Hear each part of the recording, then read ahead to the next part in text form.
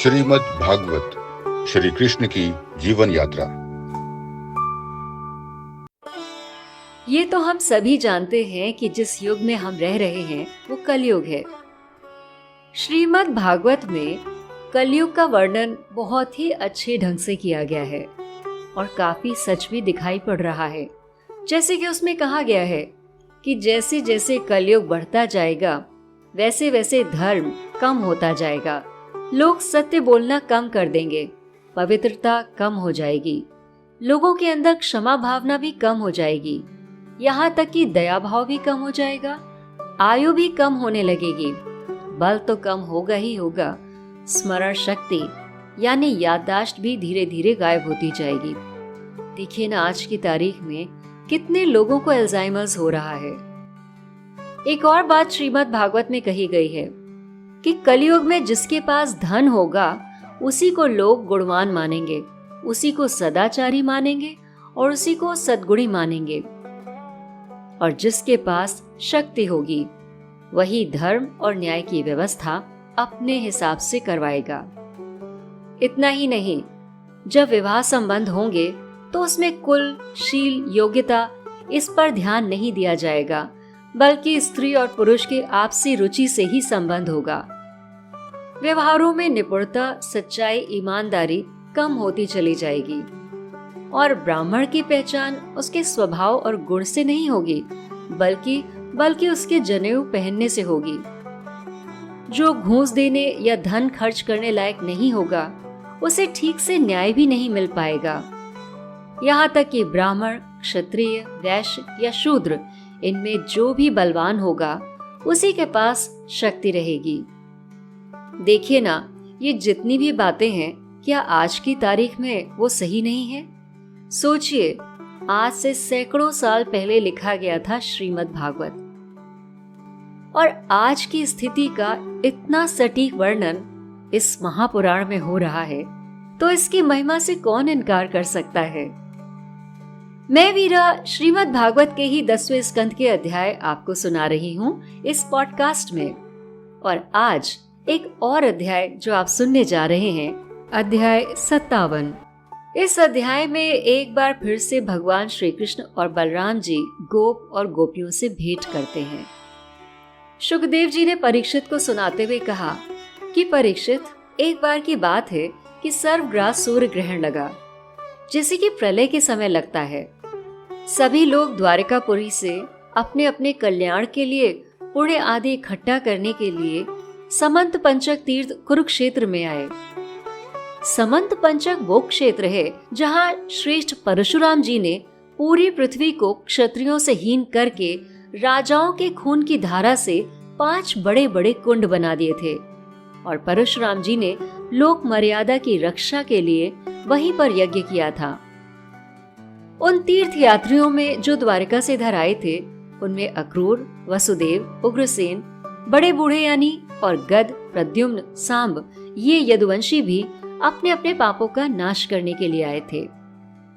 प्रद्युम्न के बेटे अनिरुद्ध और यदुवंशी सेनापति कृतवर्मा, ये दोनों सुचंद्र, शुक, सारण, इन सब के साथ नगर की रक्षा के लिए द्वारका में ही रह गए।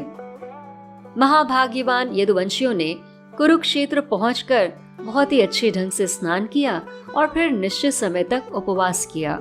उसके बाद उन्होंने ब्राह्मणों को गाय दान करी, वस्त्र दान किए और आभूषण दान किए। नंद बाबा के साथ साथ गोप गोपियां भी मथुरा से भगवान श्री कृष्ण के दर्शन की अभिलाषा से वहीं कुरुक्षेत्र आई थी। एक दूसरे के दर्शन से सभी को बहुत आनंद मिला। सभी के हृदय रूपी कमल और मुख कमल खिल उठे थे।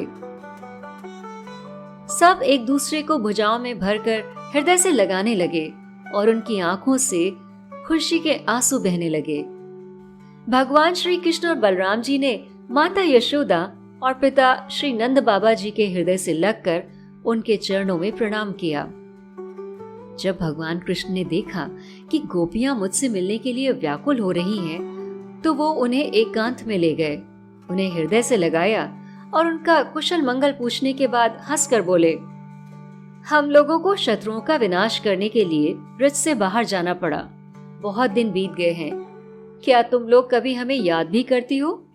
मेरी प्यारी गोपियों, कहीं तुम लोगों को यह आशंका तो नहीं हो गई है कि मैं तुम सबको भूल गया हूँ?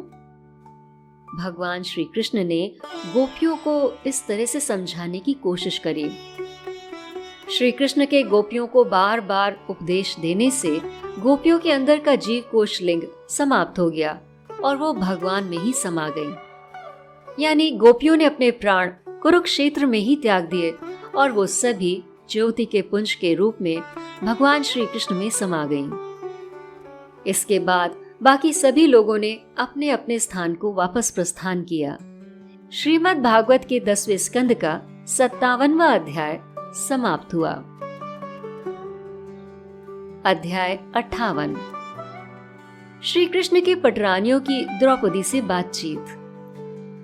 श्री सुखदेव जी ने परीक्षित से कहा कि जिस समय लोग भगवान की स्तुति कर रहे थे, उसी समय यादव और कौरव और पांडव कुल की स्त्रियां एकत्र होकर आपस में भगवान की लीलाओं का वर्णन कर रही थीं।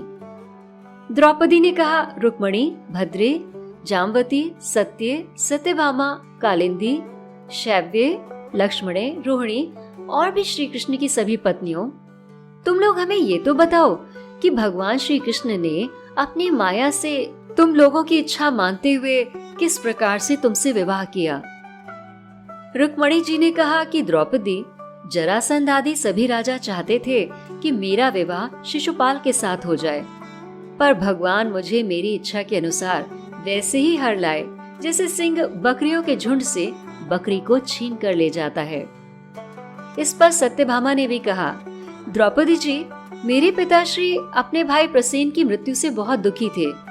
उन्होंने उनके वध का कलंक भगवान श्री कृष्ण पे लगाया और उस कलंक को दूर करने के लिए भगवान ने ऋक्षराज जामवान पर विजय प्राप्त करी और उस मणि को मेरे पिताश्री को सौंप दिया। मेरे पिताश्री इस पर मिथ्या कलंक लगने से डर गए और इसीलिए उन्होंने सिमंतक मणि के साथ मुझे भी भगवान के चरणों में अर्पित कर दिया। जामवती ने कहा कि द्रौपदी जी, मेरे पिता जामवान को इस बात का ज्ञान ही नहीं था कि ये पूर्व जन्म के मेरे पति सीतापति ही हैं। इसीलिए वो उनसे 27 दिनों तक युद्ध करते रहे, पर युद्ध के दौरान मेरे पिताजी समझ गए कि ये भगवान राम के ही अवतार हैं। तब उनके चरण कमलों में गिरकर सिमंतक मणि के साथ उपहार के रूप में मुझे भी उन्हें सौंप दिया। मैं भी यही चाहती हूँ कि जन्म जन्मांतर तक कृष्ण ही मेरे पति बने रहें। कालिंदी ने द्रौपदी को बताया कि भगवान श्री कृष्ण को मालूम था कि मैं उनके चरणों का स्पर्श करने की आशा से तपस्या कर रही हूँ। तब वो अपने मित्र अर्जुन के साथ यमुना के तट पर आए और उन्होंने मुझे स्वीकार कर लिया। मित्रविंदा ने द्रौपदी से कहा कि मेरा तो स्वयंवर हो रहा था, वहां आकर भगवान ने सब राजाओं को जीत लिया और फिर द्वारका जाकर मेरे साथ विवाह कर लिया। सत्या ने द्रौपदी को बताया कि मेरे पिताजी ने भी मेरे स्वयंवर में आए हुए राजाओं की बल की परीक्षा के लिए बड़े बलवान और पराक्रमी तीखे सींग वाले 7 बैल रखे थे। उन बैलों ने बड़े बड़े वीरों का घमंड चूर चूर कर दिया था, पर भगवान श्री कृष्ण ने उन बैलों को खेल खेल में ही झपट कर पकड़ लिया था। इसलिए कृष्ण भगवान ने मेरे पिताजी की प्रतिज्ञा पूरी की थी और इसीलिए मेरा विवाह उनके साथ हुआ। भद्रा ने द्रौपदी जी से कहा कि भगवान श्री कृष्ण तो मेरे मामा के पुत्र हैं। मेरा हृदय तो हमेशा से उनके चरणों में ही लगा था। जब मेरे पिताजी को ये बात पता चली तो उन्होंने स्वयं ही अपनी सेना के साथ और बहुत सी दासियों के साथ मुझे उनके पास भिजवा दिया और वहां पर भगवान ने मुझसे विवाह कर लिया। मेरी तो यही इच्छा है कि हमेशा हमेशा मैं उनके चरणों की सेवा करती रहूं। लक्ष्मण जी ने द्रौपदी जी को बताया कि जिस तरह से मछली को भेदकर अर्जुन ने आप को प्राप्त किया था, उसी प्रकार भगवान श्री कृष्ण ने मछली को भेद कर मुझे प्राप्त किया है। और सबसे आखिर में बारी आई रोहिणी की। तो द्रौपदी जी के पूछने पर रोहिणी ने भी बताया कि भौमासुर ने दिग्विजय के समय बहुत से राजाओं को जीतकर उनकी कन्याओं को अपने महल में कैद कर रखा था। भगवान ने ये सुनकर युद्ध में भौमासुर और उसकी सेना का संहार कर दिया और फिर हम सभी को वहां से छुड़ाया और हम सब से विवाह किया। इसीलिए हम हमेशा उनके चरण कमलों का चिंतन करते हैं। वो सर्वशक्तिमान प्रभु हैं, जीवन और मृत्यु रूपी संसार से मुक्त कराने वाले हैं। ये हमारा सौभाग्य है कि इस जन्म में हमें वो अपने पति के रूप में मिले हैं। द्रौपदी को सभी पटरानियों ने अपने अपने विवाह की कथा सुनाई और कथा समाप्त होने के साथ ही अध्याय 58 समाप्त हुआ। मेरे साथ बोलिए, ओम नमो भगवते वासुदेवाय। ओम नमो भगवते वासुदेवाय। ओम नमो भगवते वासुदेवाय।